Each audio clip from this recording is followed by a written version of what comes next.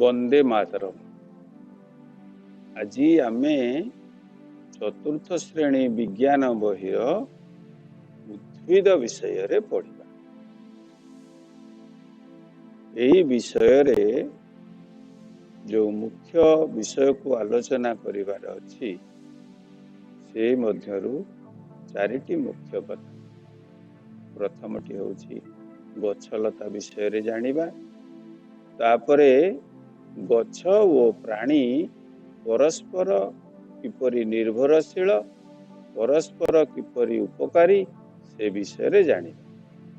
तापरे जानिबा उद्भिदर विभिन्न अंश विषय रे। उद्भिदर विभिन्न अंश को भिन्न भिन्न भावरे अलगा अलगा भावरे आलोचना करी। तापरे उद्भिदर किपरि जत्न नेबाकु हबो से विषय रे जानिबा। आमर एई पृथ्वी केते सुंदर, पृथ्वी उपरे केते रकमर प्राणी आ उद्भिद देखिबाकु मिले। एमानंकु छाड़ी आहुरी अनेक वस्तु मध्य पृथ्वी रे अछि, किंतु सबुठारु दरकारी ओ उपकारी बंधु हेउछि उद्भिद बा गछ। पृथ्वी रे जेते गुड़िए गछलता अछंती समस्तंकु नेई उद्भिद जगत गठित। शिउली परी छोट उद्भिद हेउ कि बरगछटिए हेउ, समस्ते एही जगतर अंश। किए पानी रे बढ़े तो किए माटी रे बढ़े। आमे देखुथिबा समस्त गछलता प्राय सबुज रंगर। केतेक गछर रंग भिन्न भिन्न कारणरू अलगा होइଥାଏ। केतेक गछ अल्प किछि दिन बंचुथिबा बेले अमेरिका रे थिबा रेडवुड गछ हजार हजार वर्ष बंची थाए। आमरी परी गछ मध्य सबु काम करि पारे। आमे खाउथिबा खाद्य आमे वृक्ष ठारू पाऊ, किंतु वृक्ष तार खाद्य से निजे प्रस्तुत करि थाए। सेथि पई ताकू कुआडे जिबा पई पड़े नाही। आमे निश्वास रे जे अंगारकाम्ल छाड़ू ओ वायुमंडल रे जे अंगारकाम्ल अछि एहाकु नेई से खाद्य प्रस्तुत करि थाए। सूर्यालोक ओ माटीरू चेर द्वारा शोषी आणुथिबा जल मध्य एथिपाई दरकार। तेबे वायुरू अंगारकाम्ल ग्रहण करुथिबारू वायुरे अंगारकाम्ल परिमाण स्थिर रुहे। अधिक अंगारकाम्ल जीव जगत पाई क्षतिकारक। गछ न रहिले वर्षा जोगु माटीर उपर अंश धोई जाई जमीर उर्वरता नष्ट होई जाए, फसल मध्य हुए नाही। तेणु गछ न काटी अधिक गछ लगाइबा सहित सेमानंकु सुरक्षा देबा उचित। गोटिए वृक्ष गोटिए जीवन, एकथा मने रखिबा। गछलता अनेक जीवजंतुंकर वासस्थान। तेणु आमे समस्ते परस्पर निर्भरशील अटु। खाद्य प्रस्तुत समय व्यतीत अन्य समय रे वृक्षलता वायुमंडलरू मनीष ओ पशुपक्षी परी श्वासक्रिया करी अम्लजान नियंती ओ अंगारकाम्ल छाड़ती। छुंचीटीए देहरे फोड़ी हेले आमे जेपरी प्रतिक्रिया प्रकाश करू, गछ मध्य प्रतिक्रिया प्रकाश करे। केतेक उद्भिदर प्रतिक्रिया आमे देखि पारुना, आउ केतेक उद्भिदर प्रतिक्रिया आमे देखि पारू। लाजकुली लतार पत्र को टिकिए छुई देले सबु पत्र तत्क्षणात बंद होई जाए। चाकुंडा गछर पत्र सूर्यास्त परे बंद होई पुणी सकाळे सूर्य किरण पाइले खोले। सूर्यमुखी फूल अधिकांश समय रे सूर्यंक आड़े मुहाई रही थाए। गछ ओ प्राणी परस्पर उपकारी एवं निर्भरशील। गछलतारू आमे आमर खाद्य द्रव्य सबु पाऊ। ଏହା ବ୍ୟତୀତ ଔଷଧ ପାଇଁ ଗଛଲତାର ଚେର, ପତ୍ର, ବକଳ, ମଞ୍ଜି ଇତ୍ୟାଦି ଆମେ ବ୍ୟବହାର କରୁ। ଘର ତିଆରି ପାଇଁ କାଠ, ବାଉଁଶ ଓ ନଡ଼ା ଇତ୍ୟାଦି ଗଛଲତାରୁ ମିଳେ। ଚଢ଼େଇ ମାନେ ଗଛରେ କାଠି, କୁଟା, ପତ୍ର ଦ୍ୱାରା ବସା ତିଆରି କରିଥାନ୍ତି। କେତେକ ଜୀବଜନ୍ତୁ ବଡ଼ ବଡ଼ ଗଛ କୋରଡ଼ରେ ରହନ୍ତି। ଖରାଦିନେ ରାସ୍ତାରେ ଯାଉ ଯାଉ ଆମେ ଛାଇ ପାଇଁ ଗଛ ମୂଳରେ ଆଶ୍ରୟ ନେଉ। ଗାଈ, ଗୋରୁ, ଛେଳି ଇତ୍ୟାଦି ମଧ୍ୟ ଗଛ ତଳେ ଖରା ବର୍ଷାରୁ ରକ୍ଷା ପାଇବା ପାଇଁ ଆଶ୍ରୟ ନେଇଥାନ୍ତି। ଆମେ ଯେଉଁ ଲୁଗା ପିନ୍ଧୁ ତାହା କପା ତୁଳାରୁ ତିଆରି। ଶିମିଳି ତୁଳାରୁ ରେଜେଇ, ତକିଆ, ଗଦି ତିଆରି ହୁଏ। ପ୍ରାଣୀମାନେ ମଧ୍ୟ ଗଛର ଉପକାର କରନ୍ତି। ପ୍ରାଣୀମାନଙ୍କର ଝାଡ଼ା, ପରିସ୍ରା, ଶବ ଓ ହାଡ଼ ଇତ୍ୟାଦି ମାଟିରେ ମିଶିଗଲେ ଭଲ ସାର ତିଆରି ହୁଏ। ଗଛ ଏହି ସାରକୁ ଖାଦ୍ୟ ରୂପେ ବ୍ୟବହାର କରି ହୃଷ୍ଟପୁଷ୍ଟ ହୁଏ। କେତେକ ଗଛର ଚେର ପ୍ରଚୁର ଯବକ୍ଷାରଜାନ ବାୟୁରୁ ଗ୍ରହଣ କରି ଗଛକୁ ଯୋଗାଇଥାନ୍ତି। ମାଟି ତଳେ ଥିବା ଛୋଟ ବଡ଼ ଜିଆ, ଗୋବର ପୋକ, ଉଇ ଆମେ ଦେଖୁ। ଜିଆ ଗଛର ଉପକାରରେ ଲାଗେ। ମାଟିକୁ ଉପର ତଳ କରି ହାଲୁକା କରିବା ହେଲା ଜିଆର କାମ। ହାଲୁକା ମାଟିରେ ଗଛ ଭଲ ବଢ଼େ, କାରଣ ଏହି ମାଟିରୁ ଗଛ ବେଶୀ ଅମ୍ଳଜାନ ପାଇପାରେ। ଭଅଁର, ପ୍ରଜାପତି, ମହୁମାଛି ଫୁଲରୁ ମହୁ ସଂଗ୍ରହ କରିବା ସହ ଉଦ୍ଭିଦର ବଂଶ ରକ୍ଷାରେ ମଧ୍ୟ ସାହାଯ୍ୟ କରନ୍ତି। ଶ୍ରୀମା ବୃକ୍ଷଲତା ମାନଙ୍କୁ ବହୁତ ଭଲ ପାଉଥିଲେ। ମଣିଷ ମାନଙ୍କ ପରି ସେମାନେ ଭଲ ପାଇବାକୁ ମଧ୍ୟ ଗ୍ରହଣ କରନ୍ତି। ସେମାନେ ମଧ୍ୟ କଷ୍ଟ ଅନୁଭବ କରନ୍ତି। ଏମିତି ଥରେ ଅରୋଭିଲରେ ଗୋଟିଏ ଗଛରେ ଜଣେ ମାଳି କାମ କରିସାରି ତା କଟୁରୀକୁ ଗଛରେ ମାରି ଚାଲି ଯାଇଥିଲା। ସେହି ଗଛଟି ମାଙ୍କୁ ଜଣାଇଥିଲା। ମା ଏହା ଜାଣିପାରି ସେହି ମାଳିକୁ ଗଛରେ କଟୁରୀ ନ ମାରିବା ପାଇଁ ନିର୍ଦ୍ଦେଶ ଦେଇଥିଲେ। ବାସ୍ତବରେ ବୃକ୍ଷଲତା ଓ ଜୀବଜନ୍ତୁ ପରସ୍ପର ନିର୍ଭରଶୀଳ ଅଟନ୍ତି।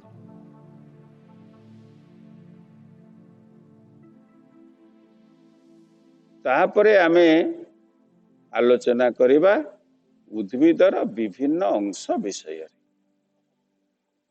ମଞ୍ଜିରୁ ଗଛ ହୁଏ ଏକଥା ସତ, କିନ୍ତୁ କେତେକ ଗଛ ମଧ୍ୟ ଡାଳ, ଚେର ଓ ପତ୍ରରୁ ମଧ୍ୟ ସୃଷ୍ଟି ହୋଇପାରନ୍ତି। କିନ୍ତୁ ଗଛ ନଥିଲେ ମଞ୍ଜି କୁଆଡୁ ଆସିଲା? ଅଧିକାଂଶ ଫଳ ମଧ୍ୟରେ ମଞ୍ଜି ଥାଏ। ମଞ୍ଜିରୁ ଗଜା ହୋଇ ଗଛ ଜନ୍ମ ନିଏ। ଶୁଖିଲା ମଞ୍ଜି ମଧ୍ୟରେ ବୀଜ ବା ଭ୍ରୂଣଟି ସୁପ୍ତ ଅବସ୍ଥାରେ ଥାଏ। ଏହା ଉପଯୁକ୍ତ ପରିବେଶ ପାଇଲେ ସେଥିରୁ ଗଜା ହୁଏ। ଏହି ପରିବେଶ ପାଇଁ ଉପଯୁକ୍ତ ତାପ, ଜଳ ଓ ବାୟୁର ଆବଶ୍ୟକତା ରହିଛି। ଏହା ପାଇଲେ ବୀଜରୁ ଏକ ଧଳା ମୁନିଆ ଗଜା ବାହାରେ। ମଞ୍ଜିରୁ ଗଜା ହେବାକୁ ଅଙ୍କୁରୋଦ୍ଗମ କୁହାଯାଏ। ମଞ୍ଜିକୁ ଓଦା ମାଟିରେ ପୋତି ରଖିଲେ ସେଥିରୁ ଗଜା ବାହାରି ମାଟି ଭିତରକୁ ଯାଏ। ଏହି ଗଜାକୁ ଭ୍ରୂଣମୂଳ କୁହାଯାଏ। ଗଛ ବଡ଼ ହେଲେ ଭ୍ରୂଣମୂଳରୁ ଅନେକ ଚେର ବାହାରି ଗଛକୁ ମାଟି ଉପରେ ଠିଆ କରି ରଖେ। ମଞ୍ଜି ଗଜା ବା ଅଙ୍କୁରୋଦ୍ଗମ ହେବା ପାଇଁ ଜଳ, ବାୟୁ ଓ ଉତ୍ତାପ ଏକାନ୍ତ ଆବଶ୍ୟକ। ଶିମ୍ବ ଓ ମୁଗ ମଞ୍ଜି ଏହି ଜଳ ଦ୍ୱାରା ବାହାରକୁ ଆସିବା ପାଇଁ ଏକ ଛୋଟ ରନ୍ଧ୍ର ଥାଏ ଏହି ମଞ୍ଜି ଭିତରେ। ଏହା ଜଳ ପାଇଲେ ନରମ ହୋଇ ସୂକ୍ଷ୍ମ ଗଜା ରୂପରେ ବାହାରି ଆସେ। ଶୀତ ଦିନେ ଥଣ୍ଡା ବେଶୀ ହେତୁ ଆମେ ମଞ୍ଜିକୁ ଗଜା କରି ଲଗାଇଥାଉ। एथिपाई मंजी को भल भावरे भिजाई कनारे गुड़ाई ताकू बाउंस गदा पाउंस गदा बा नड़ा गदा तले पुराई रखि थाउ। एहा द्वारा मंजी आवश्यक ताप पाई गजा हुए। आमे जो बुट बा शिंब मंजी गजा कलु सेथिरे धीरे शस्य दाना उपरे ताप देई यह दुई फाळ होई सेथिरु गजा बाहारे। केतेक गछर मंजीर खोलपा न थाए, मंजी सबु बाहारे थाए। ओडसमारी पाइन एही जातिर। आउ केतेक गछर मंजी फळ भितरे थाए। फळ फाटी गले ओ मंजी बाहर को बाहरी आसिले एही गछर मंजी गुड़िक टाण ओ नरम चोपा खोलपा भेद करी बाहर को आसे। आंब पणस बाईगण पिजुली काकुड़ी एही जातिर। धान गहम मक्का मंजी मध्य एही खोलपा भितरे थाए। तापरे आमे उद्भिदर मूल विषय रे जानिबा। आमे जानिछु जे मंजीरु गजा बाहरिबा बेले प्रथमे गजा को भ्रूणमूल कुआ जाए। गछ बड़ हेबा परे एहा गछर प्रधान मूल हुए। साधारणतः द्विबीजपत्री गछर प्रधान मूल थाए। धान गहम मका जातीय एक बीजपत्री गछर प्रधान मूल न थाए। मेंचाए सरु सरु मूल एकाठी बाहारे। एगुड़िक गुच्छ मूल। बाउंस दुब ओ आखु गछर तल भागरु गुच्छ मूल बाहरी थाए। माटी तले मूल थाए। मूल नल परी गोल ओ लंबा देखा जाए। एहार अग गोजिया। मूल सागुआ नुहे। एहार रंग साधारणतः धला बा हलदिया। प्रधान मूलरू शाखा ओ प्रशाखा मूल बा चेर बाहरी माटी भितरे खाद्य पाई चारिआडे बिछाई होई रहे। टोपी भली एक प्रकार जिनिस मूलर अग को घोड़ाई रखि थाए। एहाकू मूलत्राण कहंती। मूलत्राण जोगु मूल माटी भितरे आग को माड़ी चाले किंतु नष्ट हुए नहीं। टाण अंश बा पथर पड़िले बंकेई जाई फांक भितर देई भितर को पसे। मंदिर बा पुरुणा पक्का घर कांथरे होइथिबा गछर चेर को लक्ष्य कले एक कथा जानी परिबा। बरगछ ओहଳରେ ଏହା स्पष्ट भावरे देखि परिबा। मूलर तଳ अंशरू सूता भଳି सान सान लोम थाए। एगुड़ी को मूल लोम कुहाଯାଏ। सबु गछर मूल समान नुहे। केतेक गछर मूल अति सान ओ दुर्बल थाए। एगुड़ी को आमे सहजरे उपाड़ी पारु। आउ केतेक गछर मूल खूब टाण ओ बड़। केतेक द्विबीजपत्री गछर मूल गुड़िक खूब टाण ओ बहुत लंबा। उदाहरण स्वरूप आंब पणस इत्यादि। एबे आलोचना करिबा मूलर कार्य विषय रे। मूल गछ को दृढ़ भावरे माटी रे धरी रखे। फलरे झड़ बतासरु गछ रक्षा पाए। माटीरु जल ओ अन्यान्य उपादान शोषी गछ को जोगाए। चेर गुड़िक माटी भितरे बिछाई होई माटी को जाबुड़ी रखिथिबारु माटी धोई होई जाए नहीं। केतेक मूल खाइबा दरब साइति रखिथांती। एहाकू भंडार मूल कुहाଯାଏ। गाजर बीट कंदमूल मूला ओलकोबी एही जातीय।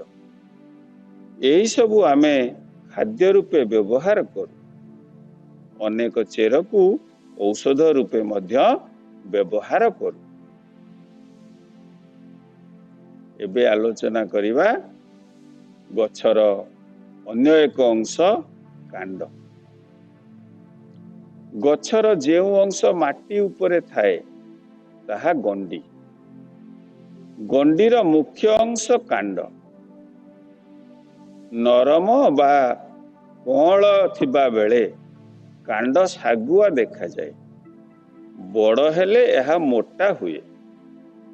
कांडर केतेक स्थान रे गंठी थाए। दुईटी पाखापाखी थिबा गंठीर मझी अंश को पब कुहा जाए। गंठीरु कक्ष मुकुल बाहरे। कक्ष मुकुल बढ़ी शाखा प्रशाखा हुए। शाखा प्रशाखा पत्र फूल और फल धारण करे। आंब पणस चाकुंडा शाल पियाशाल इत्यादि गछर गंडी खूब टाण। शाखा बा डाल गुड़िक चारिआडे बिछाई हुई रहे। यही सब गछर गंडीर उपर खोलपा बा बकल होई थाए। गछर बयस बढ़िले यही खोलपार परिवर्तन हुए। एसबु गछर कांड सबल। आउ केते गछर कांड अति दुर्बल। एमाने अन्य गछ को आश्रय करी किंबा बाड़ बा भूई रे लटेई रही थांती।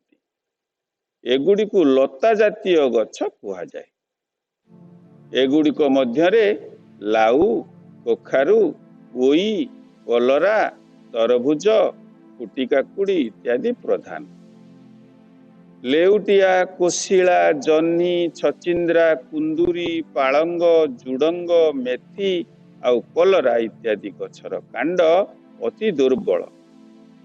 लता जातीय गछ को आमे घरर चाल उपरे किंबा बाउंसर मंचा तैयारी करी मड़ाई थाउ। एगुड़िकर कांड को आमे आरोही कांड कहू। आउ एक प्रकार गछर कांड बा गंठी भूई तले थाए। बेले बेले एगुड़िक खूब मोटा बा गोलाकार देखा जाए। यह गछर भंडार घर परी। यहाकू भंडार कांड कहନ୍ତି। गछर खाद्य बलका हेले से एठी साइती रखे। तेणु कांडटी फुली आलू पियाज खंब आलू अदा ओलुओ आदि केतेक कांड अछंती ताहा माटी उपरे रही खाद्य जमा करी रखे। आखु यही प्रकार प्रत्येक प्रकार कांड शाखा प्रशाखा भितरे सरु सरु नली थाए। नली दुई प्रकार। गोटे प्रकार नलरे चेर संग्रह करुथिबा जल पत्र और खाद्य को खाद्य मध्य को पठाए। अन्य प्रकार नलरे पत्र तैयारी करिथिबा खाद्य को गछ चारिआड को पठाए। एई कांडर कार्य कौन से विषय रे आमे आलोचना करिबा। गछर पत्र डाल फूल और फल को ठीक भावरे धरी रखिबा होचे कांडर कार्य। पत्र गुड़िक जेपरी ठीक भावरे आलोक और पवन पाई पारिबे सेथिपाई शाखा प्रशाखा गुड़िक ठीक भावरे बिछेई होई रही। चेर पठाउथिबा जल और धातव लवण को कांड पत्र को पठाए। पत्र रांधिथिबा खाद्य को गछर चारिआड को ई कांड पठाई थाए। गछर मोटा कांड बा गंडी आमर अनेक काम रे लागे। आंब पणस चाकुंडा शाल पियाशाल यही सब गछर गंडी बहुत टाण। घर तियारी झरका कबाट आलमारी टेबुल और चेयर आदि आसबाब पत्र यही सब काठरे तैयारी हुए। जाळेणी पाई मध्य गछ आवश्यक हुए। जंगल क्षय बंद करिबा पाई आमे काठर तैयारी आसबाब पत्र न करी लोहा बा अन्य धातुरे तैयारी करिबा उपरे गुरुत्व देवा उचित। सेहीपरि गछ को जाळेणी रूपे व्यवहार न करी आमे गैस चूल्हा व्यवहार करिबा उचित। आजिकाली सहर और गाँ अंचल रे विभिन्न प्रकारर जाळेणी गैस सहजरे मिली पारुछि। आमे गोबर गैस मध्य व्यवहार करि परिबा। एथिरु आमे आलोक मध्य पाई परिबा। लता जातीय कांड नरम और फंपा। जलरे हेउथिबा उद्भिद जथा कोई पद्म इत्यादि कांड फंपा और हालुका। कदली गछर गड़ को जोड़ी आमे भेड़ा तैयारी करू। यह पानी रे भासे। केतेक गछर गंडीर छाल बा बकल को आमे औषध रूपे व्यवहार करू। जीवजंतु केतेक गछर डाल ओ पत्र को खाई जीवन धारण करते। एबे आमे आलोचना करिबा गछर अन्य एक मुख्य अंश ताहा होचे पत्र। जेते प्रकार गछ अछि सेते प्रकार पत्र मध्य अछि। प्रत्येक जातिर पत्र एवं से सबु पत्रर रंग और आकार मध्य अलगा अलगा। पत्र गुड़िक कांड बा शाखा प्रशाखार गंडीरु बाहरे। काहार गोटिए गंठीरे गोटिए बा दुईटी पत्र बाहरुथिबा बेले काहार गोलाकार रे सजाई होइथिबा अनेक पत्र बाहरे। पत्र मूल वृंत बा डेम्फ मझी शिरा और फलक मझिरे एक मोटा शिरा थाए। यह प्रधान शिरा। प्रधान शिरार दुई पटे अनेक शाखा शिरा बाहरी थाए। शाखा शिरारु असंख्य प्रशाखा शिरा पत्र देह बा पत्र फलकरे जाल परी बिछाई होई रही थाए। एहार शिरा प्रशिरा देई चेररु जल आसी पत्र फलकरे पहुंचे एवं पत्र तैयारी करिथिबा खाद्य मध्य गछर शाखा प्रशाखारे पहुंचे। शिरा द्वारा पत्रर फलक मेली रहे, पत्र को टाण करे। शाखा प्रशाखार जेउ गंठीरु पत्र बाहरी थाए ताहा वृंत मूल। वृंत मूलरु पत्र फलक पर्यंत दंड को वृंत बा डेम्फ कहन्ति। केतेक गछर पत्रर वृंत सान आउ कहार बड़। कहार वृंत प्राय नाही कहिले चले। वृंत बा डेम्फ पत्र को शक्त करी धरी थाए। पत्रर ओसारिया सबुज अंश को पत्रर फलक कुहा जाए। यह हेउछि गछर मुख्य अंश। एही फलकरे सबुज कणा बा पत्र हरिति थाए। फलकरे असंख्य छोट छोट कणा रही थाए। एहाकु पत्र रंध्र कुहा जाए। पत्र रंध्र द्वारा गछ श्वासक्रिया करि थाए। आम परी गछ श्वासक्रिया रे अम्लजान निये ओ अंगारकाम्ल छाड़े। पत्रर शेष अंश को पत्र अग कहन्ति। फलकर प्रांत भाग को पत्रर धार कुहा जाए। विभिन्न पत्रर धार विभिन्न प्रकारर। काहार धार करत परी तो काहार ढेउ परी आउ काहार समान। पत्रर आकृति भिन्न भिन्न यथा गोलाकार पलम परी, तीर परी अंडा परी छुंची परी केउंटी पुणी आयतकार इत्यादि। यही पत्रर कार्य पुणी कौन से विषय रे जानिबा। पत्ररे थिबा सबुज कणा सूर्यालोक वायुरु मिलुथिबा अंगारकाम्ल ओ माटीरु मिलुथिबा जल द्वारा केवल दिन बेला शर्करा जातीय खाद्य तैयारी करिथाय। यही खाद्य राति रे श्वेतसार रे परिणत हुए। यही चारोटीरु गोटिकर अभाव रे पत्र खाद्य तैयारी करि परिबो नाही। अनेक तृणभोजींकर पत्र प्रधान खाद्य। आमे अनेक प्रकारर शाग खाई थाउ।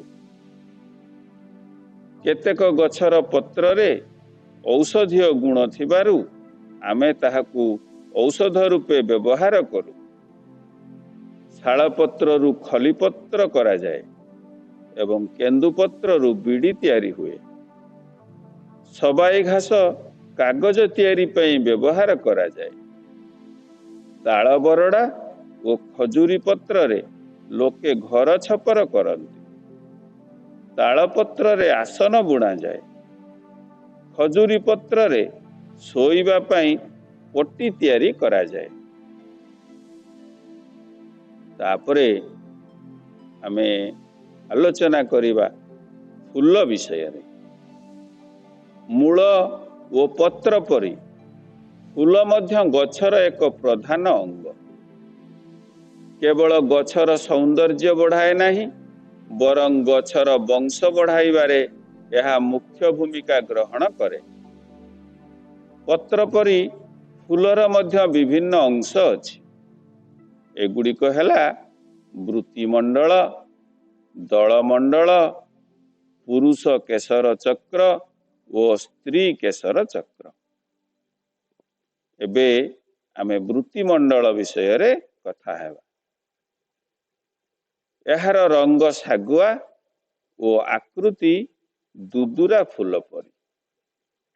एहा फूलर कढ़ी को घोड़ाई रखी कीट पतंग खरा वर्षा शीत दाउरु रक्षा करे। केतेक फूलर वृत्ति तलकू सरू बा सान सान सबुज रंगर पत्र भली बाहरी थाए। एहाकू उपवृत्ति कहନ୍ତି। तापरे दलमंडल बा पाकुड़ा। यह फूलर आकर्षणीय अंग। दलमंडल बा पाकुड़ा विभिन्न रंगर ओ सुगंध युक्त। सबु फूलर गंध न थाए। पाखुड़ार सौंदर्य रे आकर्षित हुई प्रजापति ओ अन्यान्य कीटपतंग फूल उपरे बसी महु शोषी खाती। एहा द्वारा सेमानंको गोड़रे पुंकेसर रेणु गुड़िक लागे। प्रजापति ए फूलर उड़ी से फूलरे बसिबा द्वारा पराग संगमरे साहाय्य करे ओ फूलरु फल हुए। केतेक सुगंध युक्त फूलरु अतर प्रस्तुत करा जाए। पाखुड़ा गुड़िक खोली नथिबा बेले एगुड़िक ता भितरे थिबा पुंकेसर चक्र ओ गर्भकेशर चक्र को रक्षा करि थाए। वर्तमान जानिबा पुंकेसर विषय। पुंकेसर चक्र गछर वंश विस्तार पाई यह प्रधान अंग। एथिरे दुईटी अंश यथा पराग दंड ओ पराग मुंड थाए। पराग दंड एक सरु फंपा नली।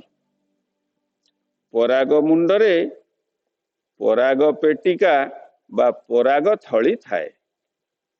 यही थली रे असंख्य हलदिया रंगर पराग रेणु थाए। यही पराग रेणु नूतन गछ हेबारे साहाय्य करे। तापरे देखिबा स्त्री केशर चक्र विषय। एहाकू गर्भकेशर चक्र मध्य कुहा जाए। एहा फूलर चतुर्थ बा शेष चक्र। एथिरे गर्भाशय गर्भदंड ओ गर्भमुंड थाए। गर्भाशय अनेक क्षुद्र धला रंगर डिंबाणु सजा होई रही थांती। गर्भाशयर दंड बा नली को गर्भदंड बा गर्भनली कहती। यार शेष भागरे गर्भशीर्ष थाए। यह मध्य नूतन गछ हेबारे साहाय्य करे। एबे आलोचना करिबा मंजी विषय रे। विभिन्न फलर मंजीर आकार साजसजा विभिन्न प्रकार। सबु फलर मंजी न थाए। भेंडी, जह्नी, कलरा, तरबुज, कमला, मटर, बाईगण, कखारु इत्यादि रे फल मध्यरे थिबा मंजी किपरि सजा होई रही थाए ताहा आमे जानिछन। केतेक फल पाची फाटी जाए, मुग बिरी एही जातीय। केतेक मंजी आंशुयुक्त एवं एथि जोगु यह सहजरे पवन रे उड़ी जाई पारे। एबे देखिबा बीज विक्षेप बा गछर वंश विस्तार किपरि हेउछि। पवन द्वारा केतेक गछर मंजी उड़ी जाई नुआ स्थान रे नुआ गछ जन्म निए। माधवी, सजना आदि गछर मंजी ओ फल पवन रे उड़ी जाई अन्य स्थान रे पड़े। हरगौरा, भेंडी, सोरिष, जड़ा, सिंब फल सुखी फाटी गले मंजी गुड़िक एणे तेणे पड़े। अपामारंग, गुगुचिया, बाघनखी आदि नखयुक्त मंजी प्राणी मानक देहरे लागी एक स्थान रु अन्य स्थान को जाए। आंब, पणस, पिजुली, बर, अश्वत्थ सुआदिया फल को प्राणी माने खाई मंजी को एणे तेणे पकाई थांती। यही भली भावे मंजी गोटिए जगारु अन्य जगह को जाए। यहाकू बीज विक्षेप कहा जाए। एबे आमे आलोचना करिबा मंजीर कार्य कौन सेही विषय। मंजी द्वारा अनेक नुआ गछ सृष्टि होई थाए। केतेक मंजी को यथा समस्त डाली जातीय शस्य, सिंब, बरगुड़ी इत्यादि मंजी को आमे खाऊ। केतेक मंजीरु तेल बाहर करी व्यवहार करा जाए, जेपरी निम, सूर्यमुखी, सोरिष, नड़िया, जड़ा, चिनाबादाम, काजू, तिल, मलांग, करंज इत्यादि। गछ मूलरे मंजी पड़ी अधिक गछ जन्मी जंगल परी हेले गछ गुड़िक ठीक भावरे सूर्य किरण पाई पारंती नाही। खाद्य तैयारी पाई सूर्य किरण अभाव हेबा कारणरू गछ सरू ओ लंबा हुए आ पत्र कम सबुज देखा जाए। किछि दिन परे अनेक गछ मरी जाती। गछ मूलरे गछ हेले माटी चेरयुक्त हुए। यही माटी अधिक पानी धारण करि पारे। तेणु वर्षा दिने अधिक पानी गछ मूलरे जमा हो जाए। यह गछ पाई बहुत क्षतिकारक। तापरे आमे आलोचना करिबा उद्भिदर जत्न विषय। किपरि आमे उद्भिदर जत्न नेबा उचित। गछ आमर बंधु। गछ बिना पशु और पक्षी केही बंची पारिबे नाही। खाद्य, वस्त्र, पोशाक, बासगृह और औषध इत्यादि सबु किछि आमे गछरु पाउछु। गछ खाद्य तैयारी कला बेले अंगारकाम्ल नेउथिबा हेतु वायुमंडल रे अंगारकाम्लर परिमाण स्थिर रहुछि। फल रे परिवेश सुस्थ रहुछि ଓ ଗରମ କମୁଛି। ଗଛ ହେତୁ ବର୍ଷା ବି ହେଉଛି। ଆମେ ଗଛଲତାର ଯତ୍ନ ନେବା ଆବଶ୍ୟକ। ବାଡ଼ି ବଗିଚା ବା ବିଲରେ ଫସଲ ରକ୍ଷା କରିବା ପାଇଁ ବାଡ଼ ଦେବା, ଠିକ୍ ସମୟରେ ପାଣି ଦେବା। ଜଳ ବିନା ଉଦ୍ଭିଦ ବଞ୍ଚିବା ସମ୍ଭବ ନୁହେଁ। ଖରାଦିନେ ଜଳ ଅଭାବରେ ଅନେକ ଗଛ ମରିଯାଏ। ପତ୍ର ଗୁଡ଼ିକ ଝାଉଁଳି ପଡ଼େ କିମ୍ବା ହଳଦିଆ ପଡ଼ିଯାଏ। ଆମେ ଜାଣୁ ଉଦ୍ଭିଦ କେବଳ ତରଳ ପଦାର୍ଥ ଚେର ଦ୍ୱାରା ଗ୍ରହଣ କରେ। ମାଟିରେ ଥିବା ବିଭିନ୍ନ ଖଣିଜ ଲବଣ ଜଳରେ ମିଶି ରହିଥାଏ। ଆମେ ଯେଉଁ ସାର ବା ଔଷଧ ବ୍ୟବହାର କରୁ ତାହା ଜଳରେ ମିଶେ ଓ ଗଛ ଏହାକୁ ସହଜରେ ଗ୍ରହଣ କରିପାରେ। ଅଧିକ ଜଳ ମଧ୍ୟ ଗଛ ପାଇଁ କ୍ଷତିକାରକ। ଗଛ ମୂଳରେ ଦୀର୍ଘ ଦିନ ଧରି ଜଳ ଜମା ହୋଇ ରହିଲେ ଗଛର କଅଁଳ ଚେର ପଚି ନଷ୍ଟ ହୋଇଯାଏ। ଫଳରେ କିଛି ଦିନ ପରେ ଗଛ ମରିଯାଏ। ତେଣୁ କୁହାଯାଏ, ଜଳ ବିହୁନେ ସୃଷ୍ଟି ନାଶ, ଜଳ ବହୁଳେ ସୃଷ୍ଟି ନାଶ। ଫିମ୍ପି ଓ କୀଟ ଦ୍ୱାରା ରୋଗ ହେଲେ ଗଛକୁ ଔଷଧ ଦେବା। ଗଛର ଡାଳ କାଟିବା ନାହିଁ, ପତ୍ର ମଧ୍ୟ ଛିଣ୍ଡାଇବା ନାହିଁ।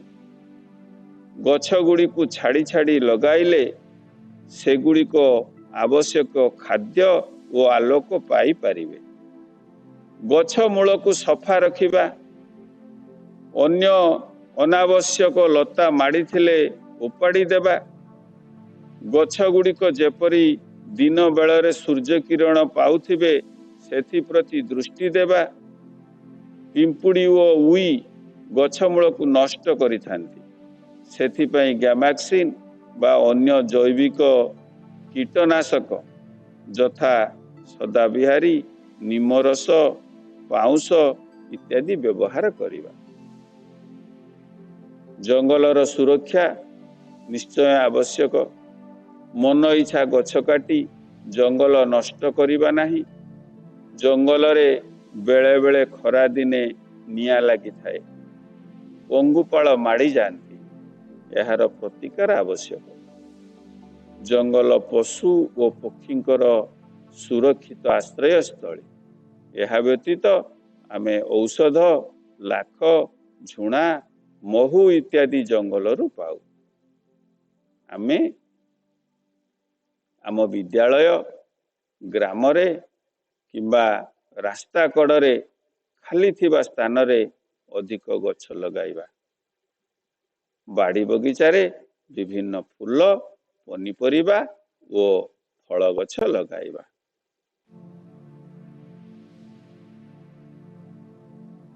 ଆମେ ଏଇ ଯେଉଁ ବିଷୟ ଆଜି ଅଧ୍ୟୟନ କଲେ, ଏଇ ବିଷୟର ଯେଉଁ ମୁଖ୍ୟ କଥା ସେ ବିଷୟରେ ଆମେ ଟିକେ ମନନ କରିବା।